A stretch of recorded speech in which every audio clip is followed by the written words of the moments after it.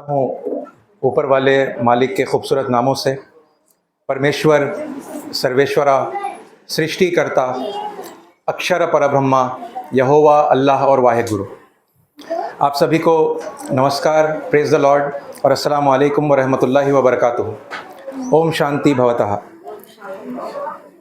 पिछले दिनों में ईद उल फित्र का मौका गुज़रा, तो उस हवाले से आप सभी को ईद मुबारक। और कल श्री राम नवमी का मौका था, तो उस हवाले से आप सभी को श्री राम नवमी की हार्दिक शुभकामनाएं।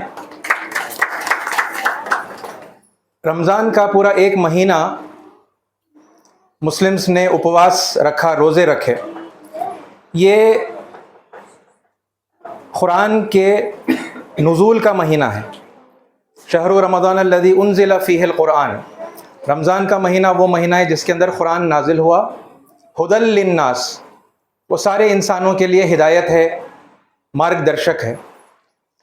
इस हवाले से यानी एक इम्पॉर्टेंट पॉइंट जो हमारे आपसी झगड़ों को दूर कर सकता है, उस पर मैं रोशनी डालना चाहूँगा। देखिए, हम लोग सब जानते हैं कि मोहम्मद सल्लल्लाहु अलैहि वसल्लम अल्लाह के आखिरी पैगंबर हैं, परमेश्वर के आखिरी दूत हैं, लास्ट प्रॉफिट। और कुरान अल्लाह की आखिरी किताब है, ऐसा हम मानते हैं। इसका मतलब यह है कि प्रॉफिट मोहम्मद सल्लल्लाहु अलैहि वसल्लम दीन के या धर्म के फाउंडर नहीं है। फाउंडर वो होता है जो सबसे पहले आता है। और कुरान में ये बात बताई गई है कि कुरान से पहले हर दौर में, हर ज़माने में, जब से इंसानियत का आगाज़ हुआ, जब से इंसानियत शुरू हुई, अल्लाह ताला ने पैगंबरों को भेजा। प्रवक्ता, प्रॉफिट, ईशदूत, देवदूत हम उनको कहते हैं। और हर ज़माने में लोगों की हिदायत के लिए किताबें नाजिल की गई। राइट। वलिकुल्लि उम्मतिर रसूल, हर उम्मत के लिए हमने रसूल मुकर्रर किया, उनके लिए रसूल भेजा। वलिकुल्लि कौमिन हाद, हर कौम के पास हादी आए, गाइडेंस देने वाले आए। ये प्रॉफिट मोहम्मद सल्लल्लाहु अलैहि वसल्लम से पहले की बातें हैं। और कुरान के बारे में अल्लाह ताला ने कहा, इन्ना हादिही तज़किरा, यकीनन ये जो है कुरान, ये एक रिमाइंडर है, याद दहानी है। रिमाइंडर किसी नए सबक को नहीं कहते, है ना। पिछला पुराना भूला हुआ जो सबक है उसको याद दहानी कहते हैं, रिमाइंडर कहते हैं। तो कुरान के बारे में इतनी ताकीद से अल्लाह ताला ने कहा कि इन्ना हाज़िही तज़किरा, कि यकीनन ये एक रिमाइंडर है, ये एक याद दहानी है।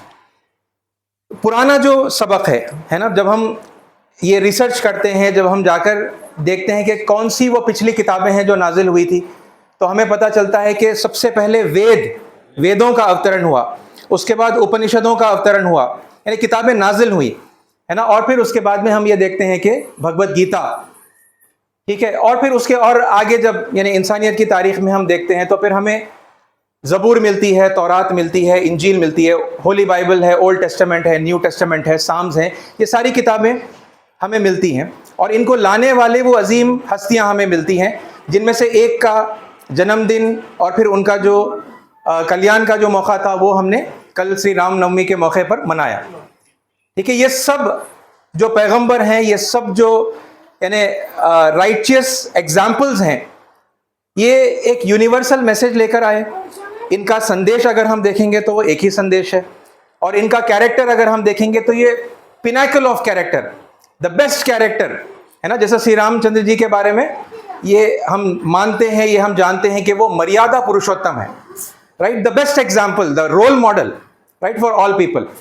तो ये रोल मॉडल सारे पैगंबरों का रहा, है ना, और ये पिछली किताबों का रहा। तो ये जो हिदायत है कुरान हमारे लिए, तो मुसलमानों से इस खास मतलब मैं ये गुजारिश करूँगा कि कुरान की रोशनी में आप ये जो साबिक़ में किताबें नाजिल हुई और जो साबिक़ में जो पैगंबर आए हैं, जो हिंदुस्तान में आए हैं ख़ास तौर पर, उनको हम जानने की जो है कोशिश करें। ठीक है। कुरान में दो पैगंबरों के लीनियज के बारे में बताया गया। वलक़द अरसलना नूहन व इब्राहीमा व जअलना फ़ी ज़ुर्रिय्यतिहिमुन नुबुव्वत वल किताब।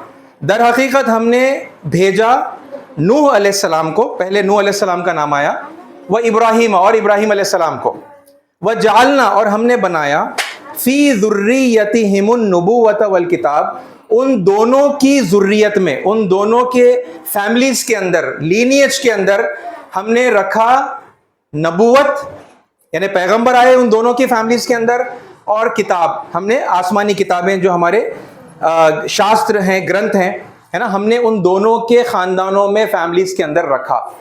इब्राहिम अलैहिस्सलाम की फैमिली हमें अच्छी तरह से मालूम होगी मुसलमानों को। इब्राहिम अलैहिस्सलाम, इस्माइल अलैहिस्सलाम, इसाक अलैहिस्सलाम, याकूब अलैहिस्सलाम, उन्हीं के सिलसिले में आपको मालूम है लास्ट में मूसा अलैहिस्सलाम, जीसस, ईसा अलैहिस्सलाम, और फिर मोहम्मद सल्लल्लाहु अलैहि वसल्लम आए।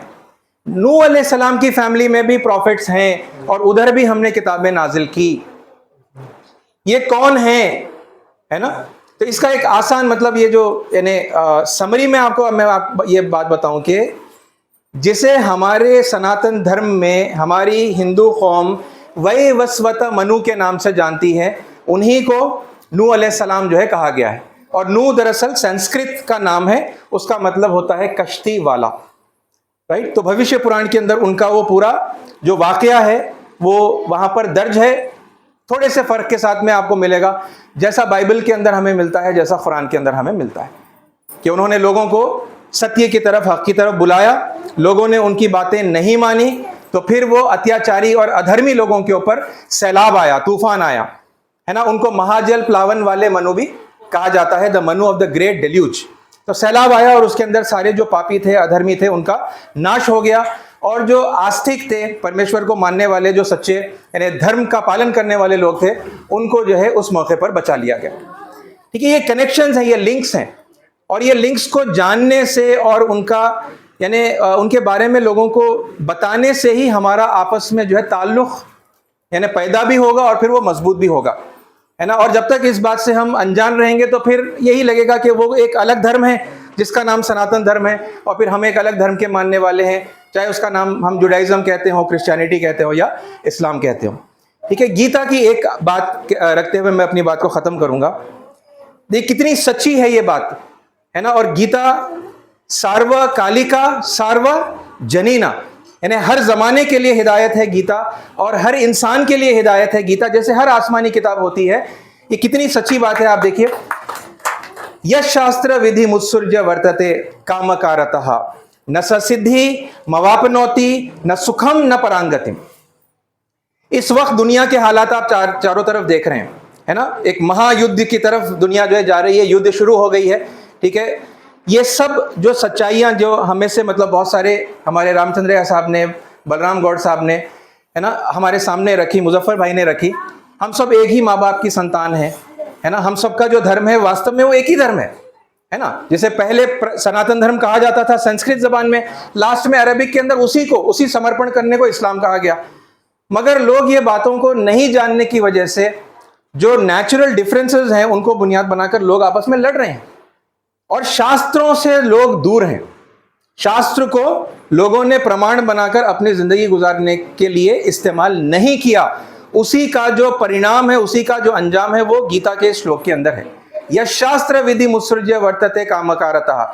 जो कोई भी शास्त्र को छोड़कर, दिव्य ग्रंथों को छोड़कर मनमानी जिंदगी गुजारता है अपनी इच्छा के अनुसार, न स सिद्धि मवापनोति, उसे सिद्धि भी नहीं प्राप्त होती, न सुखम, उसे सुख भी नहीं मिलता, खुशी भी नहीं मिलती, न परांगतिम, उसे जो अल्टीमेट गोल है, सुप्रीम गोल है, मोक्ष है, स्वर्ग कहिए, जन्नत कहिए, वो भी उसको प्राप्त नहीं होता, है ना। यानी how current the information of Bhagavad Gita is, right, कि आज हम देख रहे हैं कि हमारे जीवन में और दुनिया भर में अगर सुख नहीं है तो वो क्यों है, गीता हमें बता रही है। और उसका जो समाधान है, जो सोल्यूशन है, वो भी गीता बता रही है कि अगर हम अपने अपने ग्रंथों को फॉलो कर लेंगे तो फिर पूरी दुनिया के अंदर सुख आएगा, है ना। हमें यानी सिद्धि भी प्राप्त होगी और हमें परांगतिम भी प्राप्त होगी। तो ये बातों को अगर हम समझते हुए हम खुद, यानी एक चीज जहन में आती है, जैसा अब गैस का शॉर्टेज हुआ,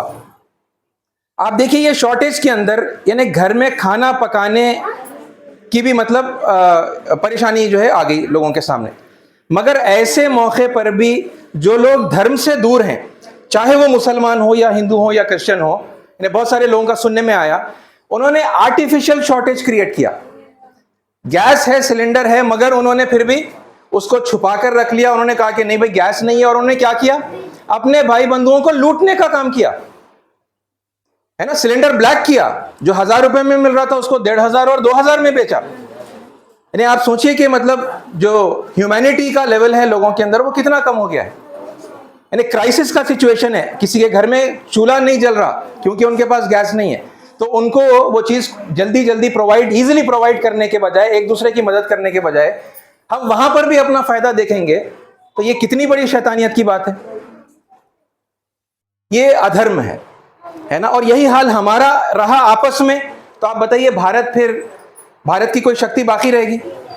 हम आपस में लड़ते रहेंगे तो भारत कमजोर होगा।